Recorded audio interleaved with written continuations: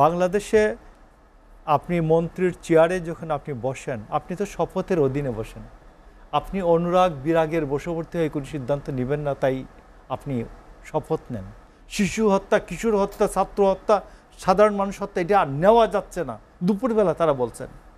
সন্ধ্যায় আরও পরিস্থিতি খারাপ হলো।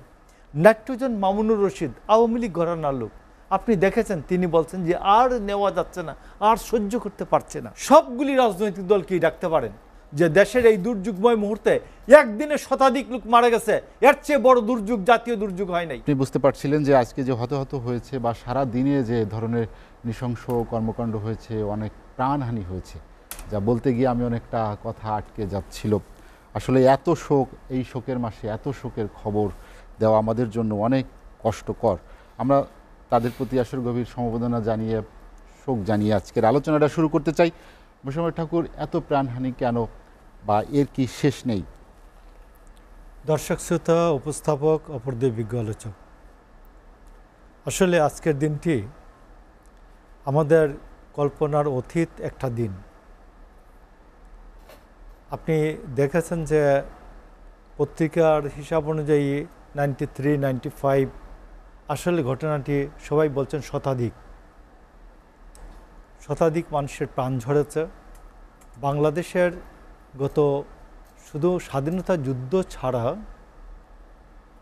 এই গত 100 বছরের ইতিহাসেও কখনো আপনি পাবেন না একদিনে এত বেসামরিক লোকের প্রাণহানি হয়েছে।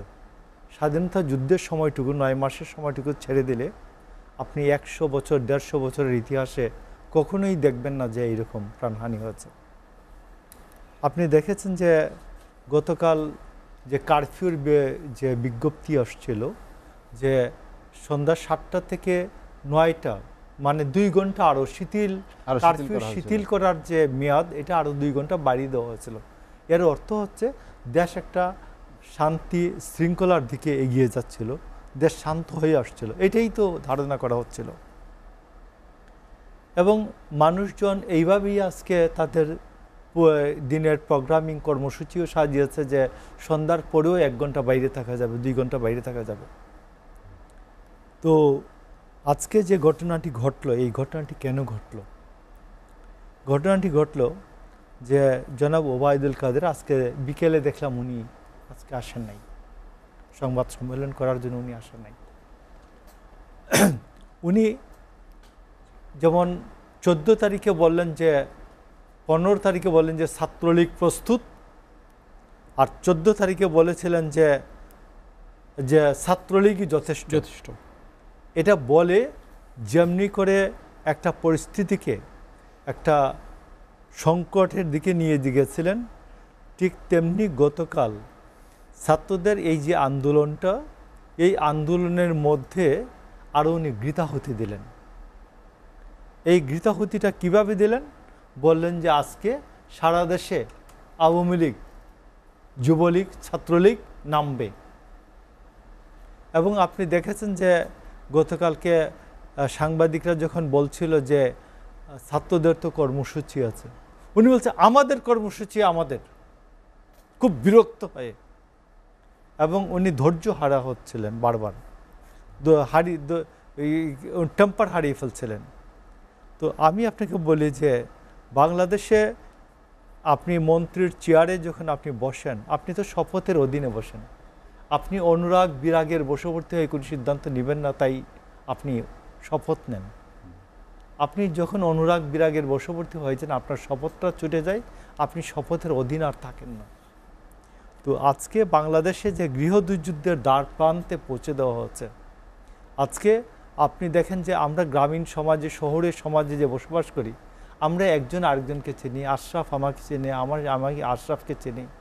এবং জেলা শহরগুলিতে সবাই আত্মীয় স্বজন বসবাস করে, 50 বছর 100 বর্ষ ধরে এক একটা ফ্যামিলি বসবাস করে। কেউ আওয়ামী লীগ করে, কেউ বিএনপি করে, কেউ জাতীয় পার্টি করে।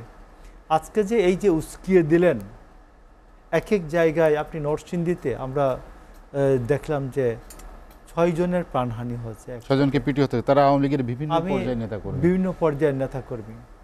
এবং আজকে এই যে এদেরকে যে আজকে নামালেন, আপনি নামাচ্ছিলেন, আপনি একসাথে যে পুলিশ, বিজেপি, আর্মি এদের সম্বন্ধে অনেক কথা থাকতে পারে, কিন্তু পুলিশ, বিজেপি, আর্মি যদি আইনসঙ্গতভাবে পিআরবি অনুযায়ী, সিআরপিসি অনুযায়ী বল প্রয়োগ করে, আপনি কখনোই দেখবেন এত লোকের প্রাণহানি হয় না।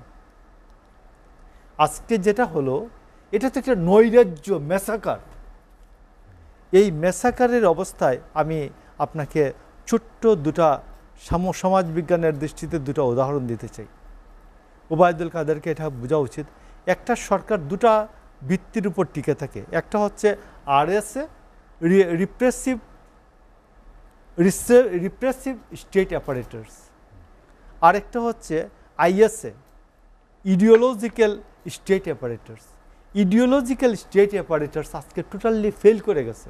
মানে একটা সরকারের পক্ষে আদর্শিক যে লোকজনের বক্তব্য, সাংবাদিক, রাজনৈতিক কর্মী, এরা আজকে টোটালি ফেল করে গেছে। তো সমাজবিজ্ঞান বলে যে রিপ্রেসিভ মানে নির্যাতনমূলক স্টেট অ্যাপারেটার্স দিয়া কখনোই একটা সরকার টিকে থাকতে পারে না।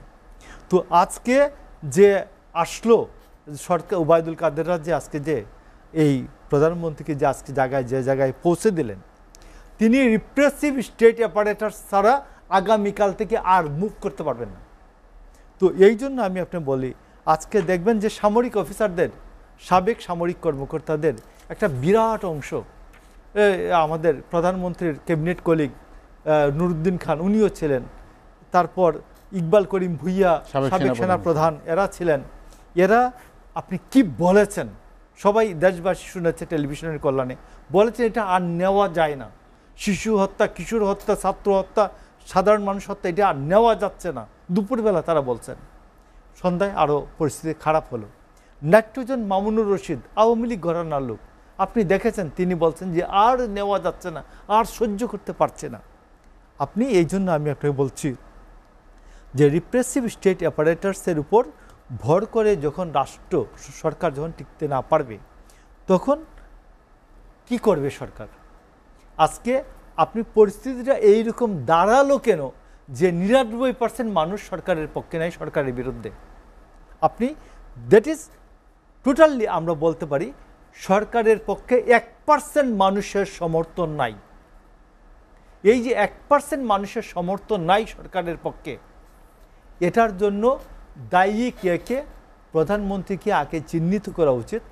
বলতে পারেন যে আজকে এক দফা দিয়েছে, এক দফার পরেও আলোচনা হয় নাই। ওই 2018 সালে বিএনপি এক দফা দেয় নাই, এক দফা দেওয়ার পরেও কি আলোচনা হয় নাই প্রধানমন্ত্রীর সাথে? তো আপনি দেখেন, আমি কয়েকটা লোকের নাম বলি। এই যে মেয়র তাপস, উনি কোথায়? এই দুর্যোগে পলাইছে। এই আতিক যে গান গায়, গলা নিয়ে কি নাম, ঢুল তবল নিয়ে যে গান গায়, ও কই? এই দুর্যোগের সময় কই? তো এই জন্য আমি মনে করি প্রধানমন্ত্রীকে এই অবস্থায় একটা সমাধানের পথ আমি বলি, এটা আমার ব্যক্তিগত, এটা কিন্তু দলীয় না। ওবায়দুল কাদের, ওনার সেতুমন্ত্রী, ওনার শিক্ষামন্ত্রী নৌফেল, সে 15 তারিখে যা বলেছে পরিস্থিতিকে আরও খারাপ করে দিয়েছে। বলছে এই আমলের রাজাকার ওই আমলের রাজাকারদের মতোই পরিণতি হবে। সে আরও পরিস্থিতির খারাপের দিকে ঠেলে দিয়েছে। শিক্ষামন্ত্রী নৌফেল, আইনমন্ত্রী, আমাদের আইনমন্ত্রী সাহেব আমাদের আনিসুল হক, আইসিটি মিনিস্টার, আরেকটা মন্ত্রী এখন আলোচনায় নাই, কিন্তু সবাই ওর উপর বিরক্ত।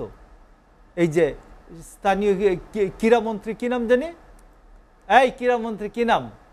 পবন, এই পবন, পাপন, পলক, আইনমন্ত্রী আনিসুল হক, নৌফেল শিক্ষামন্ত্রী, ওবায়দুল কি বলে আমাদের স্বরাষ্ট্রমন্ত্রী ওবায়দুল কাদের স্বরাষ্ট্রমন্ত্রী, এই 6 জনকে উনি যদি এই স্বরাষ্ট্রমন্ত্রী, যোগাযোগমন্ত্রী, যে যোগাযোগমন্ত্রী, আমি বলছি এই 6 জন আমাদের ওবায়দুল কাদের, শিক্ষামন্ত্রী নৌফেল, আইনমন্ত্রী আনিসুল হক, পবন এবং স্বরাষ্ট্রমন্ত্রী, এই 6 জনকে এবং এই 6 জনকে মিনিমাম 6 জন, এই 5 বা 6 জনকে উনি চেক করে উনি বলতে পারে যে ঠিক আছে, এটি একটি সমস্যা, আমি এই 6 জনকে আমি বাদ দিলাম, আসো তোমরা আলোচনা করি, রাজনৈতিক দলগুলিকে উনি সবগুলি রাজনৈতিক দলকেই ডাকতে পারেন যে দেশের এই দুর্যোগময় মুহূর্তে একদিনে শতাধিক লোক মারা গেছে,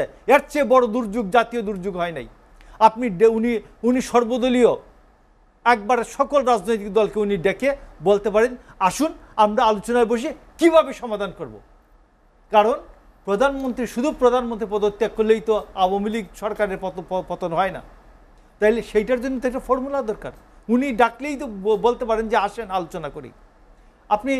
উনি আরেকটা বলতে পারেন যে ইয়াস আমরা তত্ত্বাবধায়ক সরকার বা অন্তর্বর্তীকালীন একটা সরকারের জন্য আসুন ফর্মুলাটা কি আলোচনা করি। আমি তো প্রধানমন্ত্রী তো হাওয়ায় উড়িয়ে দিতে পারেন না যে পদত্যাগপত্রটা, তো পদত্যাগপত্রটার জন্য একটি রাজনৈতিক সমাধান দরকার। এই রাজনৈতিক সমাধানের জন্য একটি ডায়ালগ ওপেন দরকার। আমি মনে করি যে যত দ্রুত প্রধানমন্ত্রী এই ডায়ালগ ওপেন করবেন তিনি নিজে বাঁচবেন, দেশ জাতি বেঁচে যাবে, আমরা এই সংকট থেকে সবাই বেঁচে যাব।